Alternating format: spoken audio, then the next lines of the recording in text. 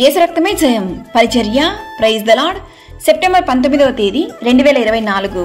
ఈరోజు దేవుని వాక్యము, అలసియున్న వారి ఆశను తృప్తిపరచుదును, కృషించిన వారినందరినీ నింపుదును. యిర్మీయా గ్రంథము 31వ అధ్యాయం 24వ వాక్యము. సజీవుడు సర్వసృష్టికర్త అయిన దేవుడే మన యేసయ్య. ఆయనను విశ్వసించు ప్రతి ఒక్కరూ దేవుని దీవెనలు పొందుకొనెదరు. సొమ్మసిల్లిన వారికి బలమిచ్చువాడు ఆయనే, శక్తిహీనులకు బలాభివృద్ధి కలుగజేయువాడు ఆయనే. యెహోవా కొరకు ఎదురుచూచువారు నూతన బలము పొందుదురు. ఆయన నీ కార్యములన్నిటినీ సఫలపరచును. శాశ్వతమైన ప్రేమతో నేను నిన్ను ప్రేమించుచున్నాను గనుక విడువక నీ ఎడల కృప చూపుచున్నాను అని దేవుని వాక్యం సెలవిస్తున్న విధముగా నీ ప్రతి పరిస్థితి ఆయనకు తెలుసు. ఆయన నిన్ను ప్రేమిస్తున్నాడు. ఆయన నిన్ను ఎప్పటికీ చేయి విడువడు.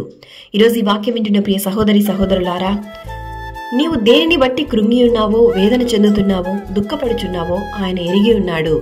దేవుని వాగ్దానములు నీ జీవితంలో ఇంకా నెరవేరలేదని బాధపడుచున్నావా? అలసియున్న వారి ఆశను తృప్తిపరచుదును, కృషించిన వారినందరినీ నింపుదును అని దేవుడు ఈ దినాన వాగ్దానమిస్తున్నాడు. ఆయన ఇచ్చు బహుమానము ఆయన యొద్దనే ఉన్నది కనుక అలసియున్న వారి ఆశను ఆయన ఈ దినాన సంపూర్ణమైన దీవెనలతో మిమ్మల్ని తృప్తిపరచును గాక. ఆమేన్. God bless you.